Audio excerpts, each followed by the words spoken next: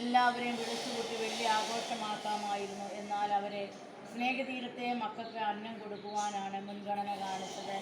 സേവാസമിതിയുടെ നേതൃത്വത്തിൽ സ്നേഹതീരം മക്കളെ ഓർത്തതിനും സഹായിച്ചതിനും ഏറെ നന്ദി പറഞ്ഞുകൊണ്ട് കുടുംബാംഗങ്ങളുടെ എല്ലാ പ്രാർത്ഥനാ നിയോഗങ്ങളും സമർപ്പിക്കുന്നു. രോഗാവസ്ഥയിലോ മാനസിക സംഘർഷത്തിലോ പഠന തടസ്സത്തിലോ വിവാഹ തടസ്സത്തിലോ വസ്തു വിൽപ്പനയിലോ വസ്തു വാങ്ങലിലോ അതുപോലെ മറ്റ് കുടുംബത്തെ ബാധിക്കുന്ന മദ്യപാനം മറ്റ് പല വിധത്തിലുള്ള ദുശീലങ്ങൾക്കൊക്കെ ആരെങ്കിലും അടിമകളായിട്ടുണ്ടെങ്കിൽ അവർക്കെല്ലാം അതിൽ നിന്ന് മോചനം കൊടുത്ത് രോഗാവസ്ഥയിൽ വാർദ്ധക്യ സഹജമായ രോഗത്താൽ ആരെങ്കിലും കഷ്ടപ്പെടുന്നുണ്ടെങ്കിൽ ആ മാതാപിതാക്കൾക്കൊക്കെ അങ്ങ് സൗഖ്യം കൊടുത്ത് അനുഗ്രഹിക്കണമേ എന്ന് പ്രാർത്ഥിക്കുന്നു.